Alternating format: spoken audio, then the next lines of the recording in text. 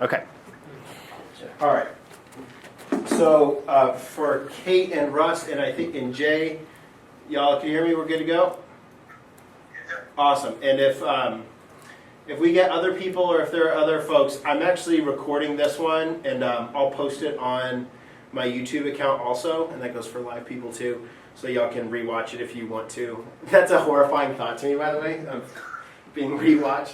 Hello. Although I guess I already have that. Oh well, whatever. It doesn't bother me. I'm man enough to do that. All right.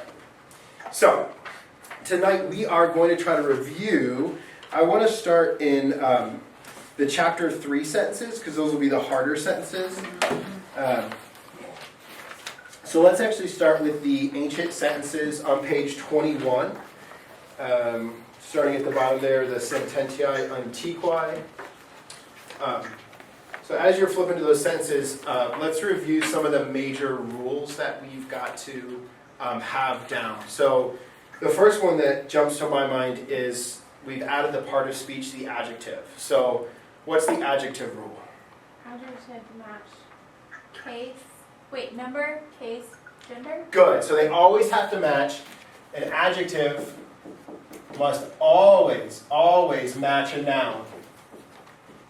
Whatever noun it's modifying. So if it's, blue shirt or blue whale or whatever it is, the adjective and the noun will always have the same gender, case, and number. And the trickiest thing and where students make their mistake most frequently is in two places. One is with the noun. The noun is not changing. The noun itself is not changing in this relationship. So I want to use the analogy of a chameleon. So the adjective is the chameleon. The adjective is going to change, not the noun. So for example, in the sentence, we'll just take the simple sentence. I see the man. Video virum. I see the man. So the man needs to be in the accusative case because he's the direct object. But if I wanted to add a noun, an adjective in there, I see the great man, then I have to ask the question not, what is the adjective doing, but instead I have to ask, what noun is the adjective modifying? And I have to find that noun's gender, case, and number. And the adjective has to match that. Okay? Now, for the beginning of Latin and what we're doing, it'll be pretty easy usually, but as you get into more advanced Latin, authors will literally stick adjectives in the front of a sentence and they will stick nouns elsewhere in the sentence. So, if we look at this noun, virum, this form, I'll give you the principal parts of it. Oops, pardon.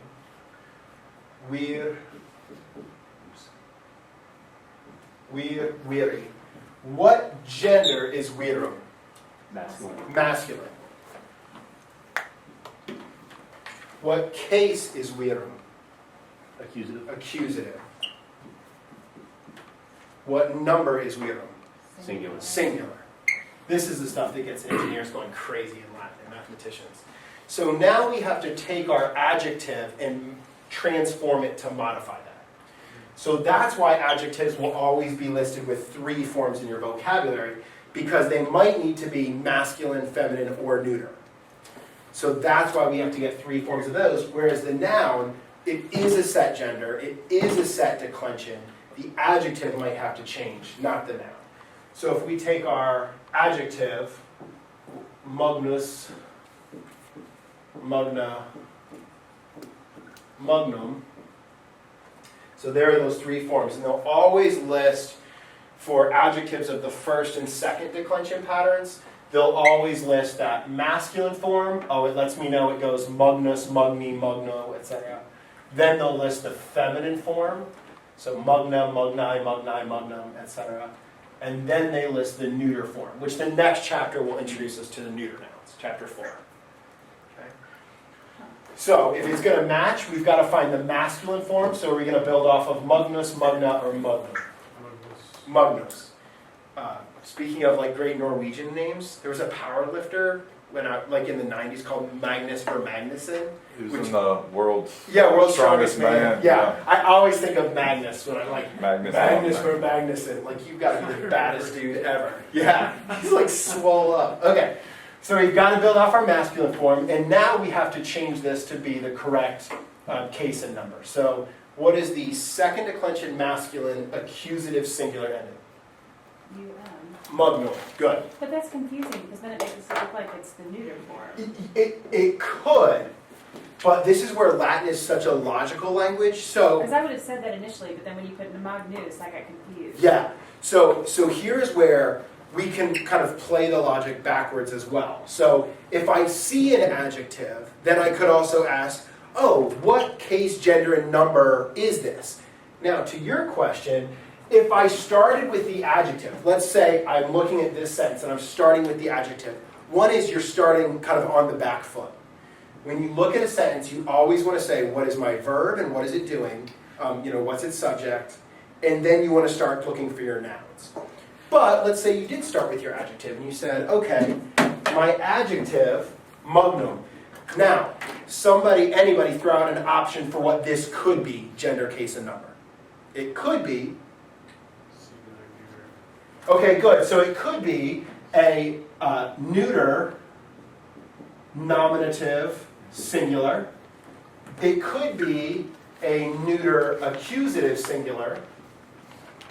And I'm only filling these in because that's next chapter. It could also be the neuter vocative singular. Or the fourth option is? Accusative, masculine. Good. So the masculine accusative, singular. Can I ask a question though? 'Cause Yeah. when he lists, like, when you look at the vocabulary, Yes. all he's got is magna, magne. I think I'm saying it right. He doesn't have the three. What page is that on? 14. 14. Like, he isn't listed that way. That's another reason that seems confusing to me. Okay, so there he only listed it with just the feminine form. So if you actually go, that's a great question, Rose. It's actually something that bothers me. Rose asked the question about this, and it bothers me, and that's actually why with the fifth graders, we do the vocab this way, because then he's going to change it in 2 chapters anyway. So with vocabulary in the first 2 chapters, what you'll notice with adjectives, so for example on page 14, antiqua, antiqui, magna, magni, mea, mei, multa, multi, he's only giving you the feminine forms. And singular and plural. So no, it's a singular, nominative, and genitive singular. It's always those, nominative singular and genitive singular. But my hypothesis is if you go to the back, to the Latin to English vocabulary, he will be listing it the kind of standard way. So let's just try that hypothesis out. Yeah, magnus, comma, So that's like the shorthand way to say nothing's changing in the stem. It's going to be magnus, Okay. So if we did start with the adjective, we could still go that way. It's just going to be an inefficient way to do it. It's the same thing with like an algebra problem. As long as you're not breaking the rules, you might have added a couple steps to your process, but you had, as long as you didn't do anything kind of illegal, so to speak, in the math, you're okay with that. So here you would go, okay, is there a neuter nominative singular? No, you're out. Is there a neuter accusative singular noun? No, you're out. Is there a neuter vocative? No, you're out. And then we end up with that. Is it cheating just to go, they both have un? It is cheating. So that's a really important question. So the adjective rule, and this is so important. The adjective rule does not say they will always look the same. See, that's confusing too. Okay? So that is really important. Okay. Because, and there are a couple exceptions, but I'll give 2. The first exception that the students will come across is a word, I'll give you a couple. But the word for poet, poeta, poetai, and the word for sailor, nauta, nautai. Okay, I feel like I came across one of these. Is that possible? You may have already. So these words belong to what declension pattern? I. No. First. First declension. Okay, so they are both first declension words, but they are both masculine. Okay? And there are others, agricola, which means farmer, and others that fit. They are first declension pattern words, but they are masculine. So can you show us what that would look Yeah, like? so here we go. So let's say I see a poet. I see a great poet. Okay? So, all right, let's change it. Now I see, how about the great poets walk? So, our subject noun, I want somebody online here. Our subject noun for the great poets walk. So what form will poets be in? What case?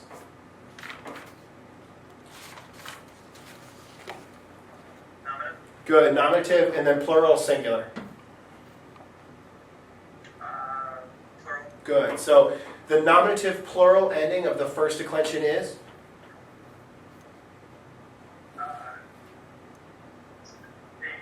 AE, good. So we're going to have the poetai, and let's grab our verb, the poets walk.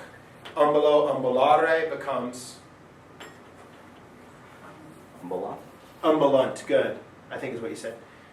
Yeah, absolutely. I thought it was just a T, but maybe if you were online, you could have gotten away with it. It's J1? Yeah. I don't even know. That's Okay. T. I'm not sure what just happened. Okay. All right, we'll see if that works. Okay, so the poets walk, our verb needs to be a third person singular for they. All right, so now the same situation. If we want to say the great poets walk, great, the adjective great is going to modify what noun? Poets. Okay, so now we're going to run our three questions. What gender, what case, and what number is poets? Gender, masculine. Oh, that's Case, nominative. Number, plural. plural. And our adjective rule states that adjectives always match the nouns they modify in gender, case, and number. So our adjective is, again, magnus, magna, magnum. So which of these genders am I going to build off of?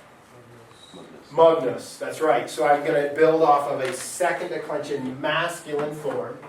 So I've got a masculine form, magnus, and then I need the nominative plural ending of the second declension. Magni, yeah, the long I, right? That's right. Magni. And if I wanted to check it, I could say, okay, what is this ending? And you could ask the same question, Rose. You could say, well, that could be a masculine genitive singular. That could be a masculine nominative plural. That could be a masculine vocative plural. That could be a neuter, this is the last option, neuter genitive singular. It could also be third declension. Anyway, it could be other things, but we at least know it's these things. John, Yeah, I'm moving slow. that's right. I'm writing. Now that I've written it, can you start at the poet's walk, add great, and tell us, not with all the options, but just Yeah. tell us why we wrote what we wrote. I Okay. apologize. No, you're fine. No, you're fine. So the poets are masculine, Yes. though they are first declension, first pattern, but they are masculine in gender. This is the nominative plural form. The Yeah. poets walk. Yes. The adjective rule tells us that the adjective must take its gender, case, and number from the noun. Okay. Does that make sense? Yeah. So think of a chameleon. It's got to match its surroundings. Mhm. Okay. So magnus is our adjective, great. And I need the masculine form. The masculine form, the nominative plural ending. So in chapter 3, I think it is. So in chapter 3, where they give you those endings for the second declension, you go to that masculine nominative plural form, and then what do you get? See it? The long I. And how do you pronounce that again?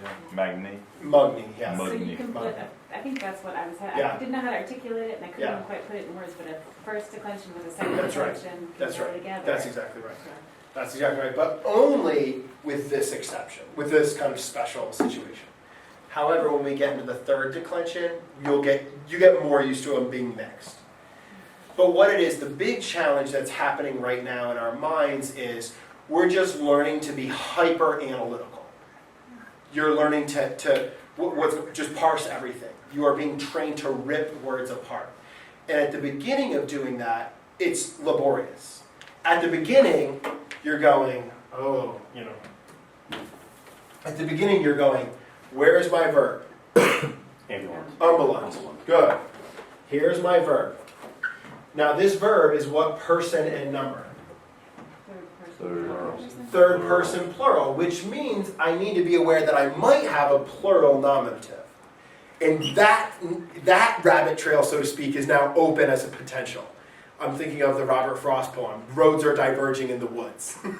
and we might go down different roads now. So I've got to keep my mind open to the idea that there could be a plural nominative. Okay, now I need to find a noun. So find me a noun. Right? Poetai. Poetai could be a couple different things. Could be an indirect object. Unlikely. They walk to the poet. No, that's not how that would work. Could be a dative. They, of the poet, walk. No, that doesn't seem to work. Anyway, so you kind of are just generating hypotheses, basically. And at the beginning, it's going to be really cumbersome to your mind. Because it's not fast. It's not automatic yet. And so, in these early chapters, that's the importance of having vocabulary solid and having those endings solid. So that you can go, what are the options? Genitive singular, dative singular, nominative plural, vocative plural. Okay, and then those subcategories. And that's where Latin is so good for your mind, in a way that Spanish isn't. Well, how do you know that sentence isn't, they walk to the great poets? Because the dative would be an indirect object, and that would be movement towards something. Does that make sense? So it's not even technically they walk to the poet. It'd be something like, he, for the poet's sake or something, he, for the poet, walks. Or they, for the poet, walk. Mm-hmm. Like they walk for the poet, like a cancer walk or something, like AIDS walk or whatever it is. So that could be it. Like they are walking on his behalf. Mm-hmm. But that's unlikely. Less likely. It's less likely. Yeah. That's right. And that's where context comes key. And so Jiminy Cricket comes out. Mm-hmm. Right. That was for you, Ian. That was for you. So, I'll wait for her. Sorry? No, it's the first. The Jiminy Cricket line, that was for you, but you didn't catch it. She's not even paying attention. Can I ask a dumb question? Mm-hmm. Or not a dumb question. Well, I asked that, I'm sorry. But is there such thing as the word I, the word they? There is. Put them in Yeah, there? those are words in Latin. You could have them, but you would only use them if you are uneducated. So I'm being totally sorry. So the question was about pronouns. So if you read the New Testament in Latin, that's what you'll see. I go, because they're fishermen, so that shouldn't surprise us, that fishermen would write kind of clunky Greek that becomes kind of clunky, vulgar Latin. So you actually, if you read the letters in the New Testament, this is cool, I don't know if this comes through in English, but if you read Mark versus reading Paul or Hebrews, it's completely different, it feels different, and not just because of the genre of literature, but because of how they actually write in their language. All right, let's go then to the sentences. So the adjective rule is the big one. That's the really big one. That even my AP students last year, there would be times where I'd say what's the adjective rule? Tell us, because they had ascribed the adjective to the wrong noun. Okay, so let's look at that first ancient sentence there.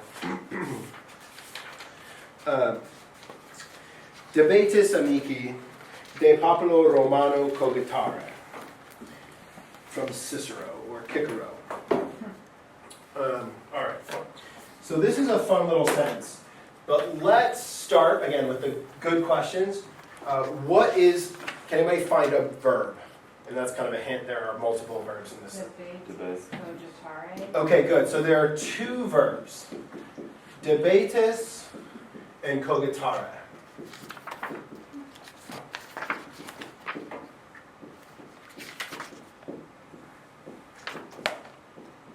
Okay. So we could tackle either of these first, especially at the beginning of our Latin study. if you tried to tackle cogitare first with your endings, right? Ost, mustis, nt, you are going to be barking up a tree, right? Because are any of those endings on that verb? No. And this is important. So if there are no endings, no personal endings that we recognize on that verb, what is it? Infinitive. Infinitive. It's got to be an infinitive. And especially 99 times out of 100, there we go, that RE ending is going to scream at you infinitive. I'm an infinitive. If I end in RE, not always, but a very, very high percentage of the time. So if you tried to start with that verb, you wouldn't get very far. You come to it and you go, oh, to think. To think what? And so you need something else. So then you can start looking again throughout the sentence and going, okay, what are my other verb options? And what is the conjugated verb? Debatus. Good. And debatus, when we realize that's our conjugated verb, sorry, I'm going to go red, but I don't have one. When we realize that's our conjugated verb and we know our vocabulary, what does debatus mean? I must, or I ought to. And so this is the kind of verb we say it needs help. It needs a complement, is what we would call that. And we would call the same thing, we do the same language in geometry, where angles have complements. So here, we need what's called a complementary infinitive. Hi, teacher. Hello. We're just assembling a table. Don't Oh, mind. okay. We'll assemble it together. Okay. So it's a complementary infinitive. It needs an infinitive to complete its idea. So this is our conjugated verb, but it's open-ended. Okay, it's the same thing. I had an English teacher who would never let us say, I can. And not because of the may thing, but because that verb also needs an infinitive. I can swim. I can what? Right? I am able to what? So you ought, right? Y'all ought to think. Y'all ought to think. So there's that completion that we need. How do we know that it was complementary again? You know it because, really, I'm just kind of giving you that category. It's always complementary. With debeo. Yeah, so there are verbs, just like in English, that are lacking completion. And so, I ought to do something. I am able to do something. I need to do something. Those categories in English also need completion. Yeah. Okay, does that make sense? Yeah. Oh, yeah. You good? Okay. All right. So we've got our verbs. We're good with our verbs. Do we have a subject noun? Do we have a subject noun? Do we have anything in the nominative? There's something. Not really. We don't. We have nothing in the nominative. And you could run it through. You could say, well, maybe amici's in the nominative. Okay, that could be an option. Could be. Plural. Right? Yeah, it could be a nominative plural. For example, it could be, you, friends, must. It could be what's called an appositive. And they mention that in the chapter, an apposition. It's not, though. It's not. It could be, and that wouldn't change your meaning significantly. But what it is, friends, you all must think de populo Romano. Prepositional You phrase. could use it as an appositive, though. You Because could. I translate it, you all must think, friends of the Roman nation. But you did it as a vocative, right? Right. You all must think. Yeah, friend. yeah, But yeah. yeah, if you did it as an appositive, you would say, you all friends must think. So you wouldn't have a significantly different, really. But that's where the nice thing about doing a textual study in Latin is you would even know kind of those places of potential emphasis or question. And then de populo Romano is what part of speech is de? Preposition. So de populo Romano is a Prepositional phrase. prepositional phrase. Romano is in what case? Ablative. It is in the ablative. What gender is it in? What gender is it in? Masculine. What number is it? Plural. Well, Singular. is it- Why is it ablative, or pardon me, masculine, ablative, singular? There was only one.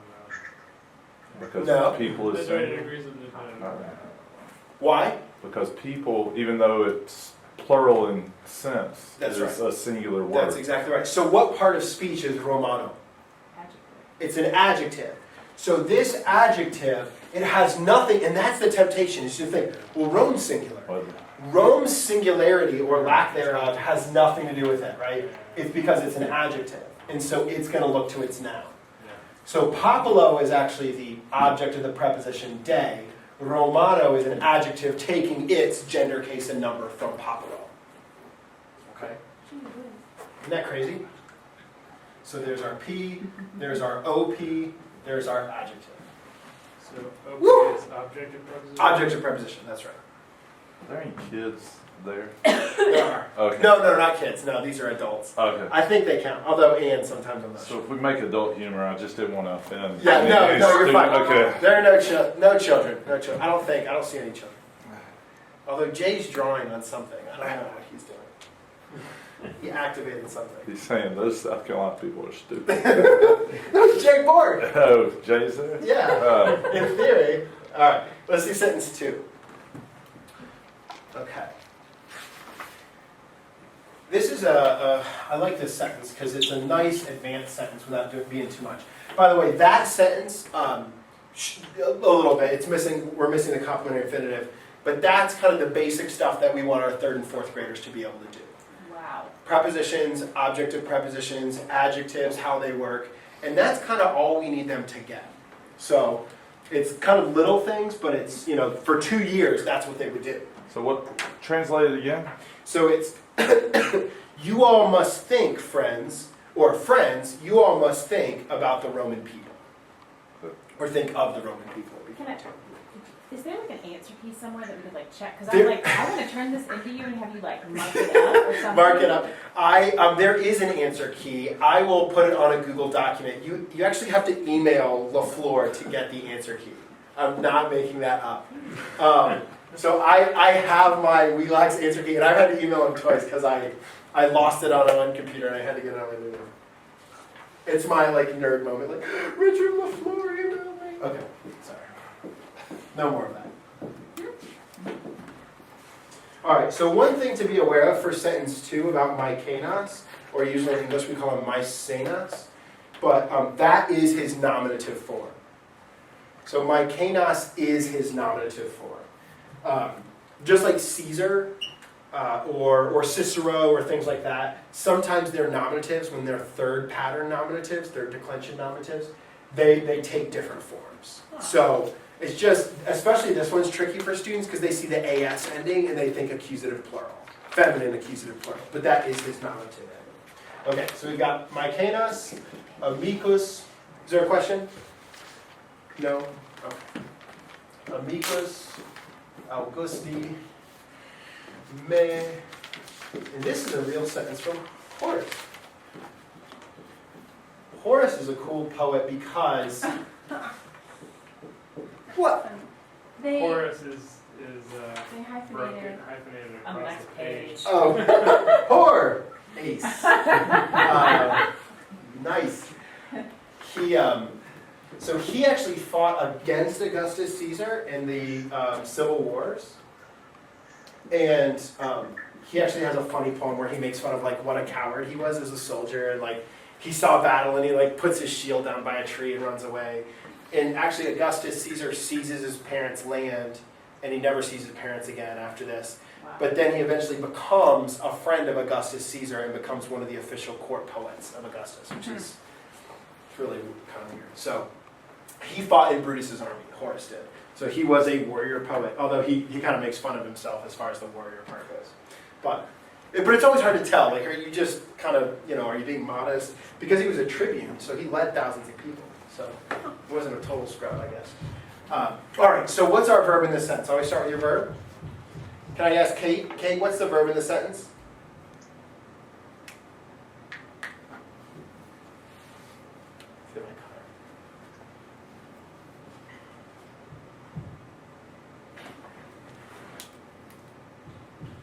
Kate? Havet, I can't hear you, but I saw you mouth it. That's right. So havet is your verb. Okay, so verb, what person and number is that verb? Havet. Third person, singular or plural? Singular. Okay, good. And I usually, in Latin, I just like to have the students write that in too, because it just gets their mind thinking. Okay, I've got a singular verb. I don't, there's not going to be a nominative plural in here. There's not, if there is something that looks like it could be a nominative plural, it's not. Okay, so I've got my verb. Now we can just start looking through nouns. All right, anybody find anything that looks like a subject noun in the nominative? Good, Maecenas looks like it is a nominative name, and it is. So there's our nominative singular name. Anything else looks like it's in the nominative singular. Oh, Not Augusti doesn't look like a nominative singular. No. Oh, is it plural? Amicus, good. Yeah, so it looks like it could be a nominative plural. Okay, so amicus does, and it is, in fact, a nominative singular. Augusti's a great example of where we kind of, the paths diverge in the wood. Because, right, that long I ending, Augusti, could be a bunch of different things. And so, there, unless we start to feel it, that's where we have to start splitting those categories up in our minds. So we've got, so far we've got this simple sentence, Maecenas, a friend, has, or holds, habet. All right, so now let's keep going. We don't have to mess with Augusti. Let's leave it for later. So let's keep going. May. What is may? Me. Me. What form? Or pardon me. What case? ooh. What do you mean? What case is may in? So it's a pronoun, so it has case. Actually, English pronouns have case too. It's one of the few places they remain. Are they like the same declension thingies? Or They have their own special declension. did we learn that yet? I think it was vocab in chapter 1. But So- they just had may. Yeah, they just had may, and I think they just called it, did they call it accusative, or they didn't even say what it is? Okay, this is the accusative form of the pronoun. It is, yeah, they just listen to it. They do, okay. Oh, no, they don't. They just say. They just say me. Okay, so that is the accusative form. So now we could kind of update our sentence in our mind. What is our simple sentence right now? Updated. Maecenas, the friend, has me. Good. Maecenas, a friend, or the friend, has me, or holds me. Okay, good. All right, now, what word do we want to tackle next? Omnicorum. Let's not handle that one next. Although we actually could tell the ending. What's the ending? Which is no. It's not Forum. Orum is the ending. So what is this? Genitive. Good. So we could, if we wanted to, we could say, okay, I've got a genitive plural. But there's one word that actually unlocks a bigger chunk of the sentence. No. In. What is in? Oh, because it's a preposition. It's a preposition. If I know I've got a preposition, what am I gonna look for? Preposition. Object of the preposition, right? The prepositional phrase. And there we go. So in can take its object in the accusative, moving into, or in the ablative, you are in something. So here we've got our preposition and our object of the preposition right next to each other. That's pretty normal in Latin. You would either put them next to each other or sandwich something. In this case, they put it next to each other. Okay, so let's just update our simple sentence real quick if we can. Bozy, you want to update it? Not really. Okay. Excuse me. All right, Rylan, you want to try? I'm still trying to catch up here. Maecenas. Friend. A friend. A friend. To me. He Has. has me In. I don't know. in the numero. Just take a guess. In name. In the Numero uno. numero uno. Number. Number, yeah. So he has me in the number, genitive plural, Of his friends. of his friends. Okay. So Maecenas, a friend, anybody want to take a guess? Of Augustus. There it is. So Maecenas, a friend of Augustus, has me or holds me in the number of his friends. How do you know? Like it's holds him in regard. Because they're, yeah, that's exactly right. So it's like, I'm in with the guy who's in with Augustus, is really what he's saying. And Maecenas was a really rich guy who was a patron of the arts. Like the 3 degrees of. Yeah, that's right, Kevin Bacon, that's Yeah. right. It's 3 degrees of Augustus Caesar. So Maecenas, a friend, and now we know that's a genitive, right? Genitive singular. Are you just saying his friends just because it makes sense contextually? It does, yeah. It kind of keeps the sentence flowing a little nice, but I can keep it clunkier. Maecenas, a friend of Augustus, has me in the number of friends. Would be kind of a letter. questions in live or online? Yeah. Translation considers me one of his friends. Yeah, that would be much more an idiomatic translation. He considers me one of his friends. Yeah, considers me. And habeo actually a lot of times means mental holding. Like, consider this in your mind. Like, habe hike in mente, sorry, third degree. So hold this in your mind, like ponder this in your mind. So yeah, that would be a fine translation. The AP, the College Board wouldn't want you to do that because they like literal stuff. If you're trying to take the AP, Kind of awkward. It seems kind of it does seem awkward if you're not. But at the beginning, most teachers want you to stay away from idioms unless it's like a really obvious idiom. Generally speaking, or you can say habeo often means mental activity. Okay. All right, let me throw it out to you guys. Were there any numbers that you found particularly challenging, or that you are finding particularly challenging? Otherwise, I'm going to grab some of my favorite meaningful sentences.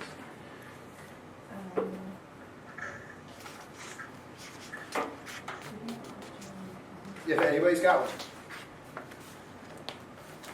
think I had a question on number 10. On number 10? Okay. Oh, good. That's a sentence I like, too. This is a great sentence for anybody who does leadership, actually. Or teaches. Or has children. Or loves Jesus. Any of those things. Okay, all right. So, let's see. 10. Secrete amigos admone. Who's admone?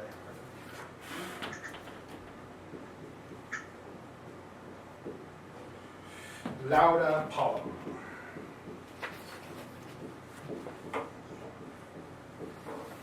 Okay.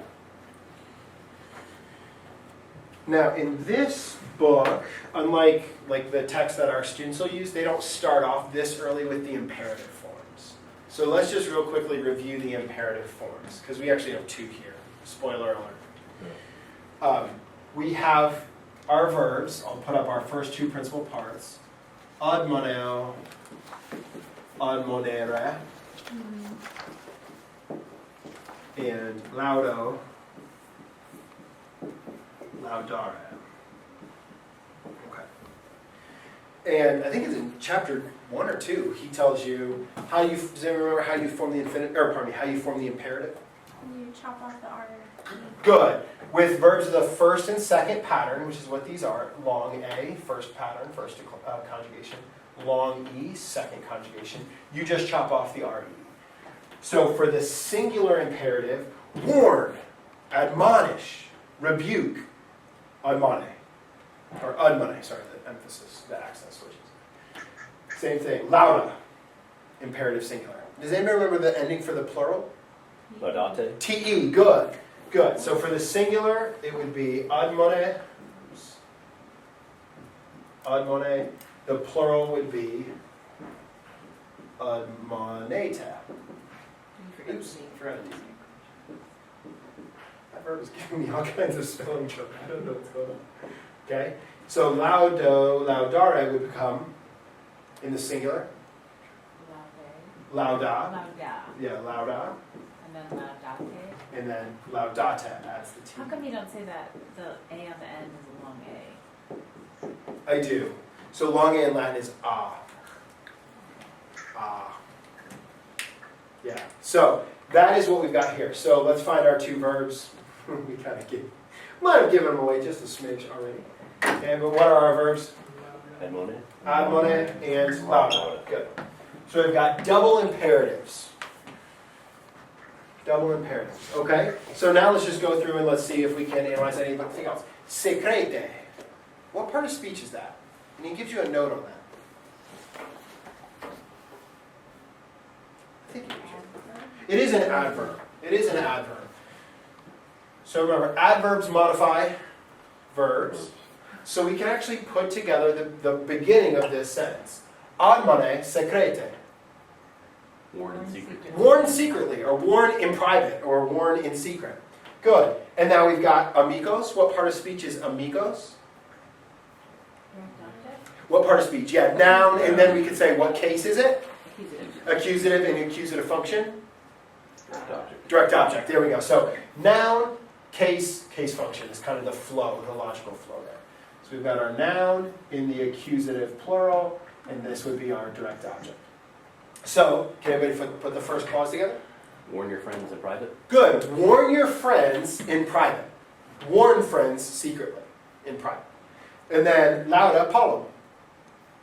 Praise in public. Praise publicly. That's exactly right. Praise openly. And when I found that saying, I inscribed it on my heart. Like, don't, to the best of your ability, praise publicly. Praise and build up publicly. To the best of your ability, try to admonish them secretly. If you can. Do adverbs change their ending at all, like adjectives? The only places where an adverb will change its ending is if you're putting it into the comparative form of the adjective, like more secretly, or the superlative form most secretly.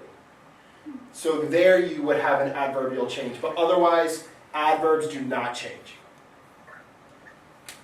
They always end in. You can't actually say that about adverbs. So like secrete, a lot of adverbs end in a long E, but then you have adverbs like pollum or noon or many others that don't follow any particular style. Because those look like they could be like noun endings. Yeah, right. So pollum especially looks like it could be from the noun polla, meaning palm tree or something. Right. Yeah, and that can be tricky. So that's where just like vocabulary. Well, is- even like the secrete looks like it could be a verb. Could be a verb, yeah, like an imperative, like Yeah. secret them away. Yeah. Like if that's not a verb, but you know, something to secret something, I guess. It is. Okay, is it I've heard to it. secret? Yeah, right. Like if you kidnap, it's horrible. Yeah. But like secret them away in the night, right? That's a thing. Any other numbers were challenging? Tell us your favorites, please. Okay, I'm going to tell you one then. I like number 9. Okay, here are my favorites in case anybody wants to know. My favorites are numbers 4, 8, 9, and 10. So we did 10. Let's do 9. 8 and 9 are actually pretty similar, but we'll do 9.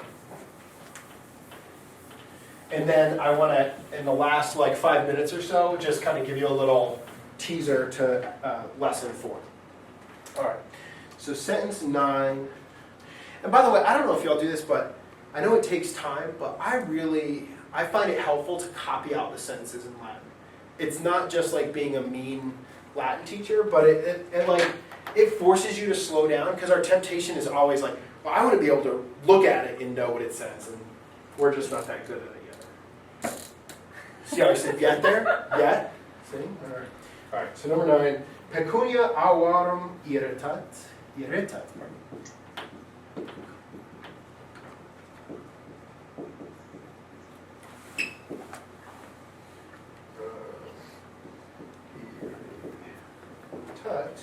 Non satiat.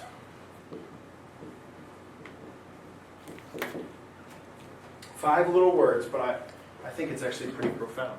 All right. What do we look for first? Verb. Verbs. All right. Man, I love that. Oh, okay. So where are our verbs? Irritat, good. Sure looks to me like a verb. Satya. Yeah. And satiat, good. We've got 2 verbs. What person and number? Both verbs. Verb. Third person singular, good. Sure looks like it. Okay. So now we can go through, we can say, okay, do I have a noun in the nominative singular to go with my third person singular verb? Do I? Pecunia. Pecunia, I do. Sure looks like it. Sure looks like it. It's a pretty safe bet. So we'll just label this right noun in the nominative, and we're going to say that's our subject noun. Oops, sorry, I got a little messy with my words there. Noun, nominative, subject noun. By the way, JP, this reminds me of your question about grammar. Yeah. This is where those labels are so nice. Yeah. If they can just know that's a noun, it's a subject noun function. Yeah. Okay. Good. Okay. All right. So awarum, part of speech. That. It is a noun. It is a noun in the accusative functioning as a direct object. Okay. Isn't accusative always direct object? There are other functions of the accusative. We're not into them now, but it's still, every case actually has multiple uses except for two, the vocative and the locative. Vocative's always addressing someone, locative is always where you are. And you don't know the locative because it's hidden in your chart, but you don't know where it is yet. And that's okay.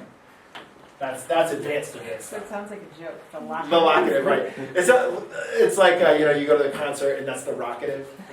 Or something. Okay, and known. What part of speech is known? Adverb. Adverb, it is. We always forget about that, but it is an adverb. Okay, everything's labeled. That doesn't mean necessarily we can get it right, but if we follow our rules, which by the way most students don't, like they will label it as subject noun and then make it a direct object or something. Okay, so we've got our subject noun, direct object, verb, adverb, verb. Can anybody put it together? Or has it put together? Money irritates greed, not satisfies it. Good. Yeah, and we can make it a little more poetic if we want, like, money irritates greed, it does not satisfy it, or something. But that's exactly So it's right. okay to add in English like a helping verb? Yeah, because yeah, it's fine, yeah. okay. So, or money aggravates greed, not satisfies, or, aggravates, not satisfies greed, if you want. What's the modern version of that? It's like, what is it? It's like no matter how much money, what is it? Shoot. More money, More more money, problems. More money, more problems. Yeah, not quite, although that would be the greed equivalent right there. More money, more greed, or something like that. Right, it's like, Much requires more. yeah, much requires more, which is a different Latin saying actually of, anyway, I can't remember that. Sorry, it's somewhere in there. Okay, so let's go and let's all flip to chapter 4 and just look at the big ideas that are coming up. So we've already got the adjective rule. And what's the adjective rule? The adjective rule tells us that. Gotta agree with the noun in gender, case, and number. Good. Adjectives always match the nouns they modify in gender, case, and number. Always. Do they always have to look the same, Rose? No, they don't. Okay. So the next chapter gives us the next major rule. And the nice thing is both of these rules, if you ever want to learn Greek, they also apply in the Greek. So all three of the rules that we learned all apply in Greek. So the next rule is called the Neuter Rule. And if you'll look at the declension of the neuter, the second declension neuter, on pages 24 and 25, you can see this rule in action. So the neuter rule is that the neuter is always identical. And you're going to not like this, Rose. The neuter is always identical in what three cases?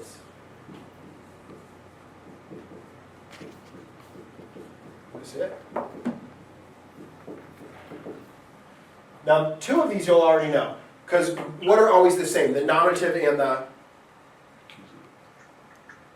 Good. Nominative and vocative usually, but in the neuter, the nominative, the accusative, and the vocative are always the same form. Yeah, but it doesn't have So if you look, so look on page 24. here. They don't list the vocative, but it's there. So, donum, the nominative, doni, the genitive, dono, the dative, donum again, the accusative, dono, the ablative, and then donum again would be your vocative. So those are actually pretty similar to genitive, dative, accusative in the second one. Not only are they similar, they are identical, which is why we call it the second declension neuter. So whenever you hear declension, just think pattern. Mentally swap out the word pattern. So we've got, if we put these up here, we'll do the second declensions. Masculine first. Here's a little review. So is this kind of like, you know how there's like the oos and the for, so this is sort of like a third one of those kind of like, except No, just for neuter? Don't think that. Don't think that, because it's a different gender. Okay. So for the masculine, the nominative could end in us or like amicus or puer, both of us or The genitive singular form is e. The dative singular form is o. The accusative singular form is ablative singular? O. Now here's the exception with the vocative. Brutus becomes bru et tu bru te, right? But the R stays R, right? So there's the only exception to where the vocative looks different. That's the only exception. Then the plurals are E, remember? Orum, is, os, is, e. Okay, so that is our second declension masculine. To your point, Rose, oops, I'm off the screen. No, I'm about to be off the screen. To your point, Rose, now if we look at the second declension neuter, we're going to see, and it kind of makes sense if we're saying, well, it's the same pattern or the same basic pattern. We should see a lot of overlap within the pattern. So you call it second declension masculine and then second declension neuter? That's exactly right. But But then the first declension is technically just the first declension. because it's not all feminine. It's not all feminine. what That's this exactly is. right. Okay. So the first declension, we really don't want to call it the first declension feminine. Although mentally you could say the first declension, almost all feminine. Like you could kind of do that. All right, so the neuter is going to go e, o, o. So here's that neuter rule in action. Always the same. Plurals. Orum, is, is. There's the vocative rule in action again. Or sorry, the neuter rule in action. Oops. Sorry. I am not. Now, is there anything between the dative and the ablative? Because it looks like those are similar, the same. You know what? I don't know why they're the same. They're the same in the second declension, but then they're different in like the third and the fourth and the fifth and the first. So second is the only one. The second is the only one. Hold on, since you asked me that. The third, no, the third is iblis and iblis. The fourth is us or ibus, us, ibus. Okay, there it is again. Abus and abus. Okay. The plurals are the same, but the singulars are. It's not like I'm making that up. I swear there's an actual ending. Oh, I know you're not making it. I feel sorry for your brain. No, don't feel sorry for my brain. It's the opposite. Okay. Or your wife. Yeah, well, you can feel sorry for my wife. That would be fair. All right, so there you can see they get into the adjective rule. The last two things I want to touch on relate to, first of all, linking verbs. So on page 26. So this actually fits really nicely with what you had asked earlier about case function. So when we start Latin, we know kind of the first and then that's like the general case function. So let's go through those real quickly.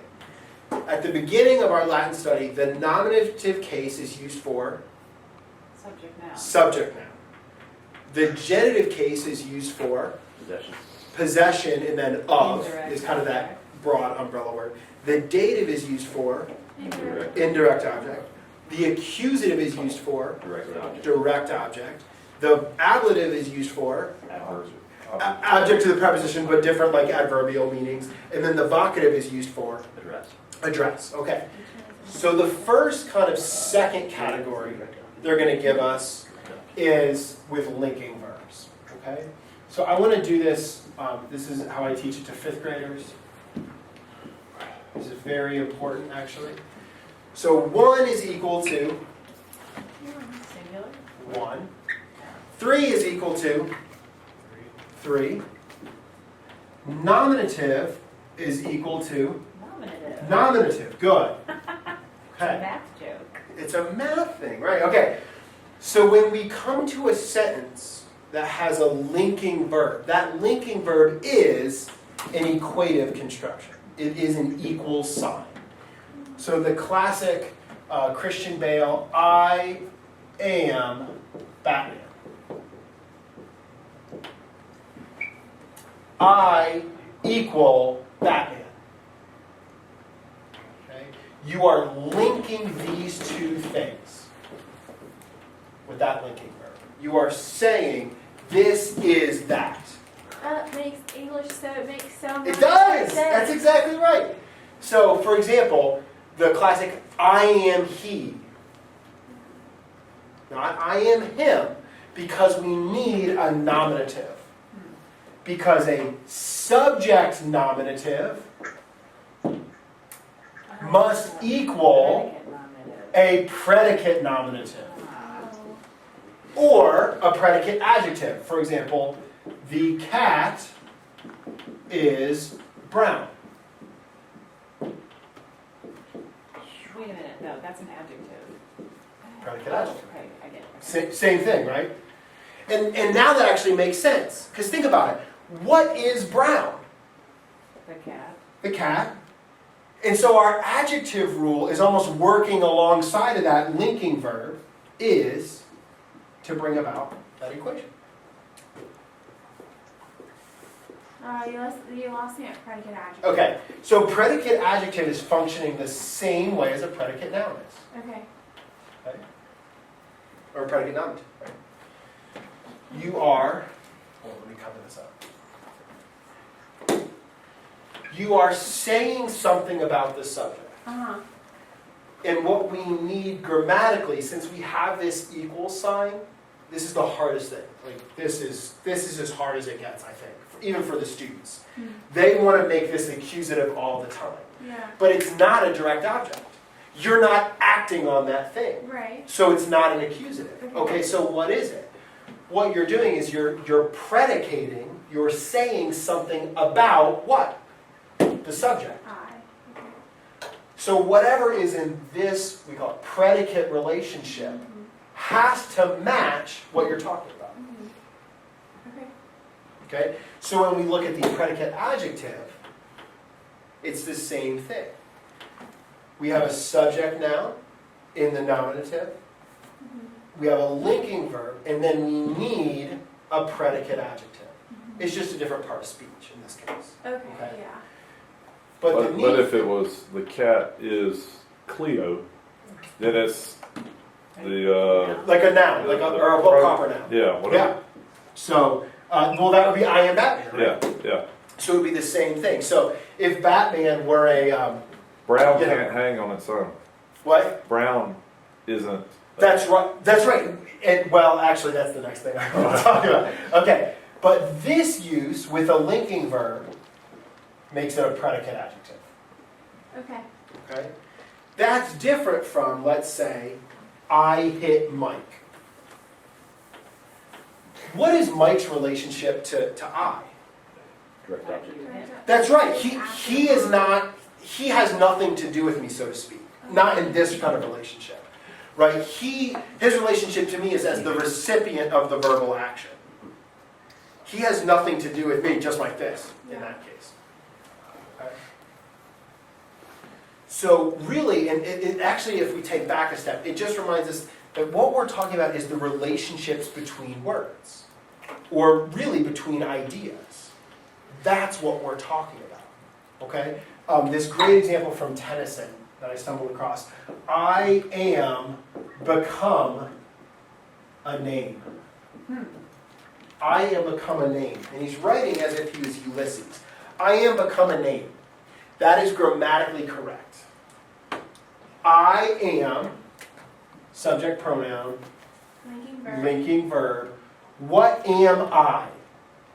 Second linking verb. Now what we would want is I have become, but we could say am in the same way, like I am beloved.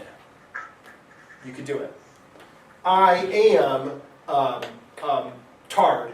Sorry, I was watching John Adams and they tarred Frederick. I am tarred. We're okay. But it's a double linking verb. I am become, which is also a linking verb. There's our predicate noun. I am a name, by which he means I am. Ulysses. I'm Ulysses and I am. I'm not a person anymore, I'm just a name, kind of like a number. Well, kind of, but he's saying I'm famous. I am become a name, which is such an awesome way to say that. Because he's rusting away on Ithaca. And he says, I was featured at many dinners. At them, I was not the least of men there. I am become a name. Which is just awesome to say. Anyway, sorry. And the neat thing about understanding these words is when you read hymns or sing hymns, let your grammatical mind loose on a hymn. And you will go crazy because there are fun constructions there. O sacred head now wounded. What case? Vocative. Vocative. O sacred head. Okay, now wounded. What's the next line? With grief and thorns? Way down. Weighed down. With grief and thorns? Prepositional. Prepositional phrases. Weighed down. Preposition. There's your verb. Weighed. Verb and adverb. The head, yeah, right. Weighed down. Adverb. Yeah. Now joyful. What? No. Is it now joyfully surrounded? Is that right?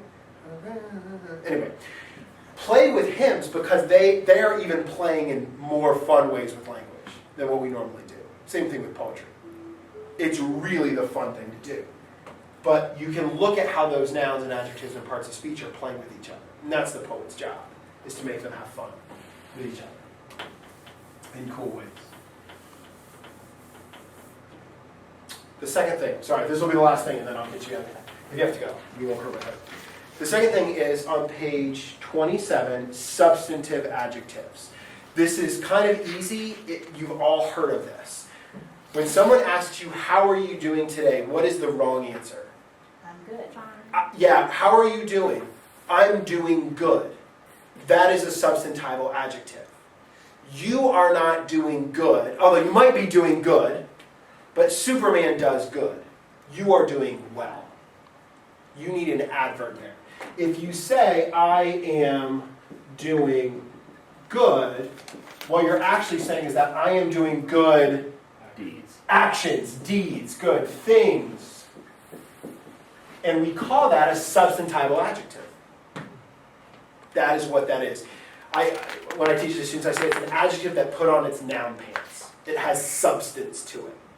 Good deeds, good actions. We were looking at a billboard. There was a billboard, we were driving down the street. This is what happens. It's great. Grammar takes over your life. And it was something like it was eat good. And we're like, shouldn't it be eat well? And I was like, well, no, not if they're saying eat good food products or something like that. I was like, then it would actually work. It's kind of clunky if you do it that way. Or, of course, Nikes. Just to, What? But don't they have another one? Something, oh, come on. Nike has one. It's not just do it, it's another one. But anyway, they need an adverb and not a, play fast. That's what it is. Oh. Play fast. No, you can't play fast. You can play, what's the adverb of fast? Yeah, quickly, right? Anyway, you can't play fast. It doesn't work that way. Unless you're doing fast things. But, okay. faster. Play faster, that's a comparative adverb. You could do that. Okay. All right, so that's the last bit of things that might trip you up. I am going to post this on YouTube, so if you want access to it to slow me down or review, I will put it up on my Latin lessons YouTube. Are we going to do just 4? What? Just 4? Just for this month. Yeah, just for this month. It'll kind of slow us down. Make sure your vocab and your declensions are solid. You know, I hate to say it, but like, I'm fine if I like write the sentences down You- and have my cards in front of me. Yes. Well, that's okay. That's okay. That's okay. It's where we are. And again, don't be unkind to yourself. You're I know, but that's you're okay. getting late in life what you should have gotten early. That's not nice to say. It's, no, listen. You're old. I'm just saying. You That's calling her north, old? That's north and south. That's I not know, north but you and make south. it sound like we're old. Yeah. I say it about myself. I learned late what I should have learned early. All right. Let me pause this and then I'll see if anybody online had